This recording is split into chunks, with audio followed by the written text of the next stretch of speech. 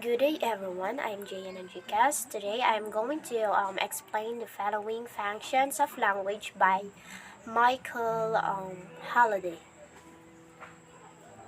So, instrumental. It is used to express people's needs or to get things done. Regulatory. This language is used to tell others what to do. Interactional. Language is used to make contact with others and form relationship. Personal. The use of language is used to express feelings, opinion, and the individual identity. Heuristic. This is when language is used to gain knowledge about the environment. Imaginative. Language is used to tell stories and jokes and to create an imaginary environment. Informative. As the name implies, is a language that communicates information. We use language informatively when we make statements that can be either true or false.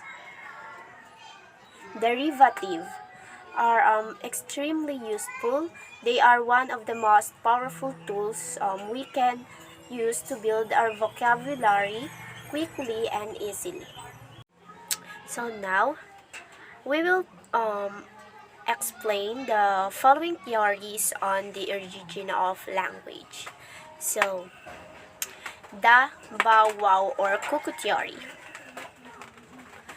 According to this theory, language began when our ancestors started imitating the natural sounds around them.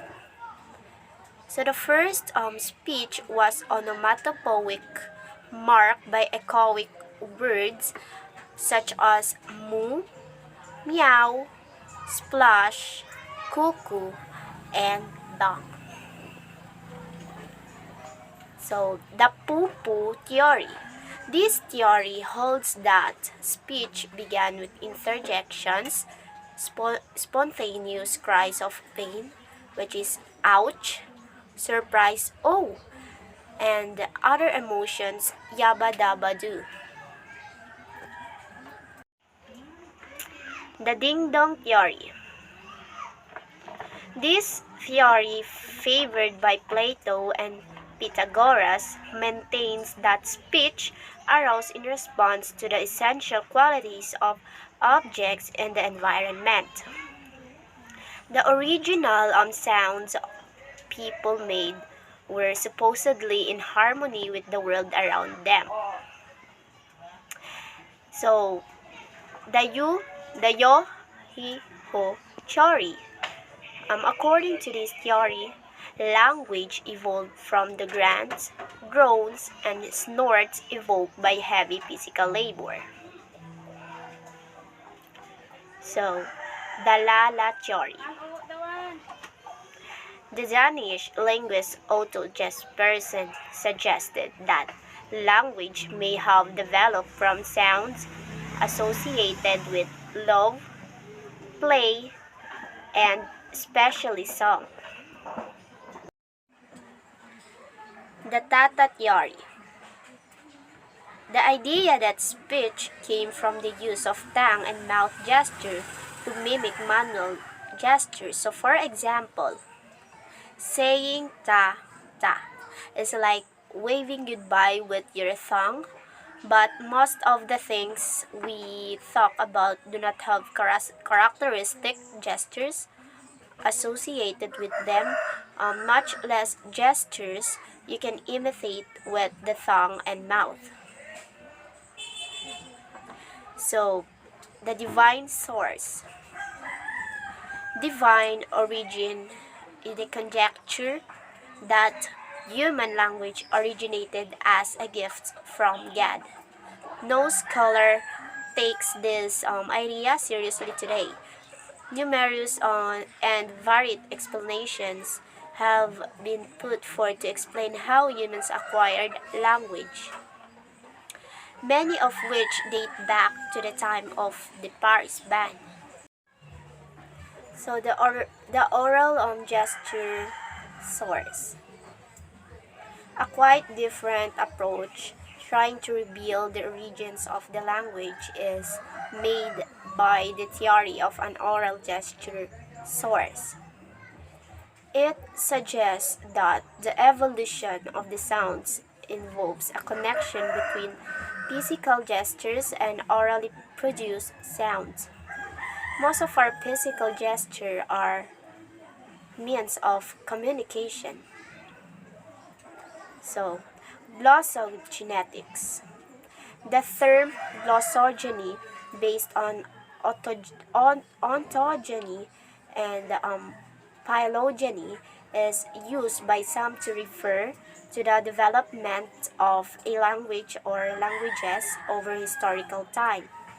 Historical linguistics could thus be said to concern glossogeny.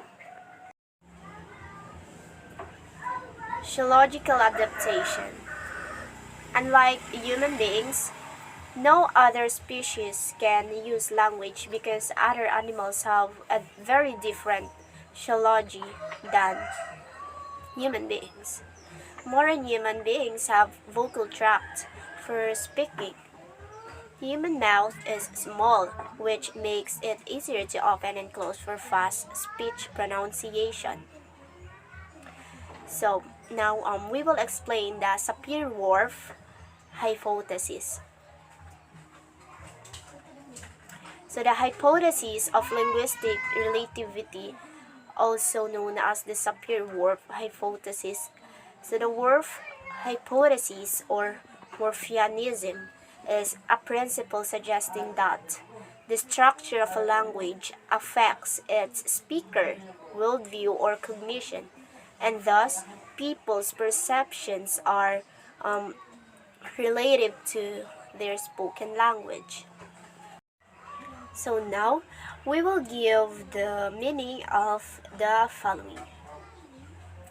So, semiotics is the study of sign processes, which are any activity, conduct, or process that involves signs, where a sign is defined as anything that communicates something. So usually called a meaning to the sign's interpreter. Second, icon. The icon is the simplest since it is a pattern that physically resembles what it stands for.